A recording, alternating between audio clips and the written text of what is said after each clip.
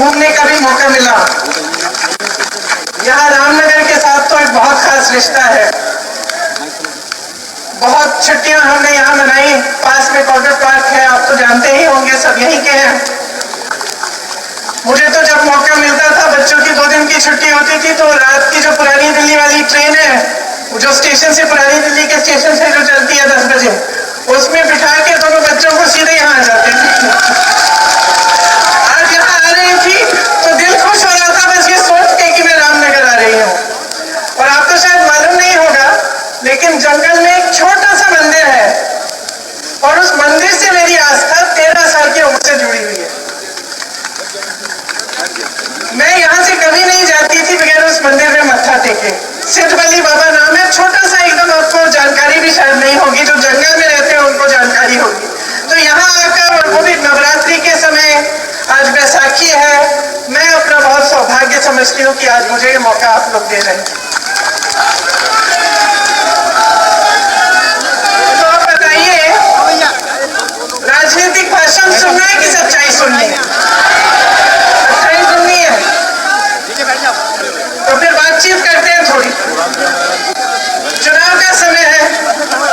लोकतंत्र की सुंदरता होती है ये कि चुनाव है, कि 5 सालों में एक बार आपको ये मौका मिलता है कि आप अपने वोट से अपना भविष्य बदल सकते हो, है कि नहीं?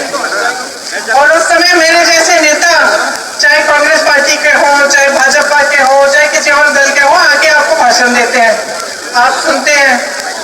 मैं यहाँ आ रही थी तो मैंने सोचा मैं सुनूं मोदी जी क्या कह रहे हैं। तो भाषण ढूंढा उनका इंटरनेट पे, खोला, सुनने लगी। मैंने देखा उत्तराखंड का भाषण होना चाहिए, मैंने सोचा चलो देखते हैं क्या कह रहे हैं मोदी जी। 5 मिनट भाषण सुना तो सच्चाई यह है कि मैंने सोचा मुझसे कोई गलती हो गई है, ये पिछले चुनाव का भाषण दे रहे हैं। नहीं, सच बात है।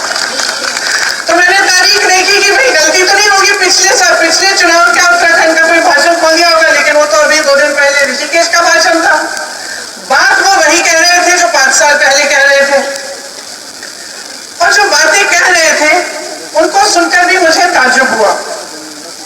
सबसे पहले तो उन्होंने कहा कि बार बार मोदी सरकार, कहा आपने भी सुना होगा, पिछले चुनाव में भी सुना होगा। और मन में ये बात आती है कि भाई कितनी बार मोदी सरकार, कितने सालों के लिए भुगतेंगे आप। शुरुआत उन्होंने भाषण की ऐसे की, आपके प्रदेश को देवभूमि कहके, हम सब कहते हैं, सब आते हैं, सब मानते हैं कि उत्तराखंड और हिमाचल प्रदेश देवभूमि है।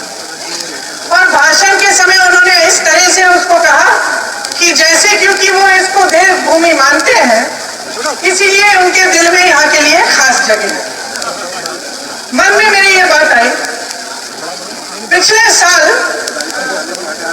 हिमाचल प्रदेश का चुनाव था, जहां जहां मोदी जी गए उन्होंने कहा कि ये देवभूमि है, हिमाचल प्रदेश को कहा। चुनाव कांग्रेस जीती, कुछ महीनों बाद आपदा आई, भयानक आपदा आई, लोगों के घर बर्बाद हो गए। एक परिवार था, 7 परिवार के मंदिर टूटे, पहाड़ गिर गए।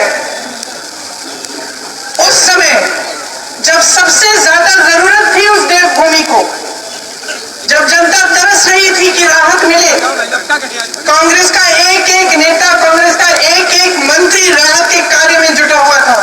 मुख्यमंत्री खुद दौरा कर रहे थे, 24 घंटे घूम रहे थे, जाकर लोगों को राहत पहुंचा रहे थे। भाजपा का एक नेता नहीं दिखा, मोदी जी नहीं दिखे। दिखना छोड़िए, उसी भूमि को जिसे वो कह रहे थे अपने भाषण में देवभूमि कह रहे थे, जिसे वो कह रहे थे कि वो पूजते हैं, उसी भूमि के लिए उन्होंने 1 पैसा राहत नहीं दिया, आज तक नहीं दिया है। जितनी राहत थी वहां हिमाचल प्रदेश की सरकार ने खुद दी, क्योंकि केंद्र सरकार देना नहीं चाह रही थी, क्योंकि देवभूमि उनके लिए सिर्फ उसी समय थी जब चुनाव का भाषण देने का समय था। जब आपदा आई, जब मुश्किलें हुई, जब लोग संकट में थे, तो देवभूमि नहीं रही।